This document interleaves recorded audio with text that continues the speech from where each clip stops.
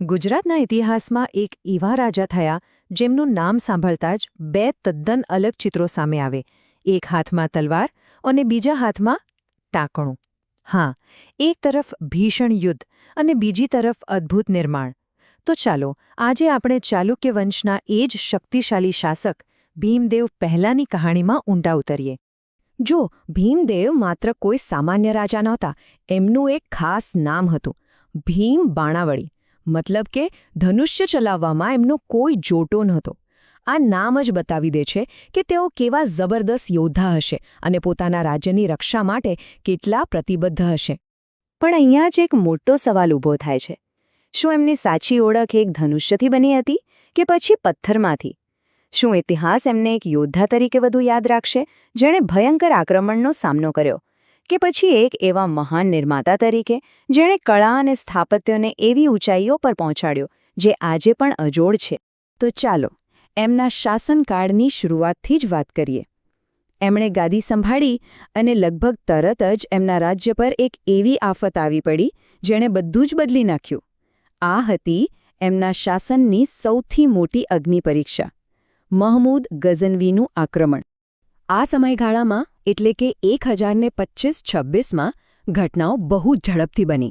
મહમૂદ ગઝનવી એક વિશાળ સેના લઈને સોમનાથ મંદિર તરફ આગળ વધી રહ્યો હતો. ભીમદેવ પાસે તૈયારી માટે બહુ સમય નહોતો, પણ એમણે તાત્કાલિક સેના ભેગી કરી. પણ આક્રમણ એટલું ભયાનક હતું કે ભીષણ લડાઈ પછી ગઝનવીની સેનાએ મંદિરને લૂંટી લીધું. આ ભીમદેવના શાસનકાળ માટે એક બહુ મોટો આઘાત હતો, એક મોટો પડકાર. અને એમને હાર નહોતી માની. ભીમદેવે લગભગ 20,000 સૈનિકોની ફોજ ભેગી કરી હતી. આ આંકડો જ બતાવે છે કે એમણે પોતાના રાજ્યને બચાવવા માટે કેટલો જબરદસ્ત પ્રયત્ન કર્યો હશે. પણ સાંભળો, આ વિનાશ એ અંત નહોતો. ખરેખર તો આ એક નવી શરૂઆત હતી. રાખમાંથી બેઠા થવાની કહાણી અહીંથી જ શરૂ થાય છે. આક્રમણ પછી ભીમદેવના શાસનકાળમાં પુનર્નિર્માણનો એક એવો યુગ શરૂ થયો જેણે ઇતિહાસ રચી દીધો. તો એમણે શું કર્યું?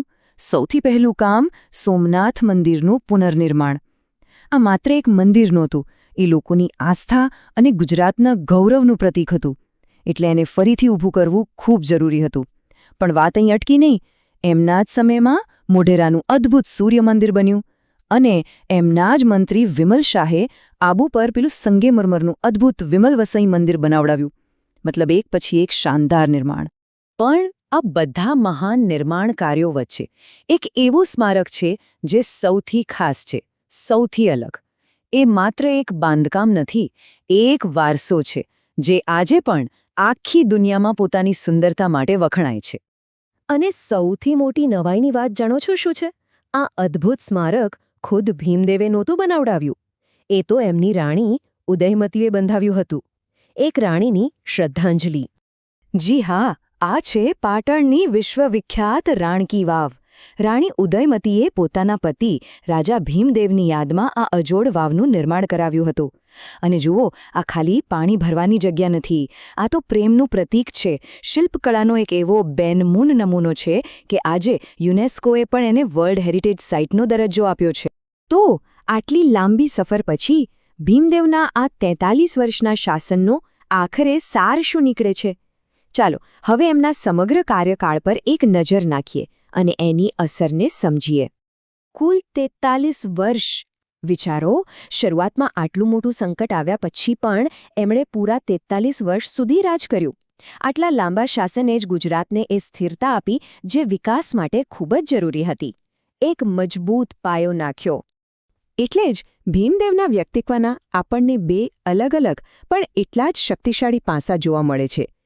એક છે ભીમ બાણાવળી, એક યોદ્ધા જેણે રાજ્યને બચાવવા માટે તલવાર ઉઠાવી, અને બીજું છે ભીમ નિર્માતા, એક સર્જક જેણે એવા સ્મારકોનો વારસો આપ્યો જે આજે પણ ગુજરાતની ઓળખ છે. અને આ જ વાત આપણને એક અંતિમ સવાલ પર લાવીને ઊભા રાખે છે. કોઈ પણ રાજાનું સાચું માપ શું છે? શું એ એમણે લડેલા યુદ્ધો છે કે પછી એમણે બનાવેલા મંદિરો અને વાવ? ભીમદેવ પહેલાની ગાથા આપણને એ વિચારવા પર મજબૂર કરે છે કે કદાચ સાચી મહાનતા આ બંનેના સંગમમાં જ રહેલી છે.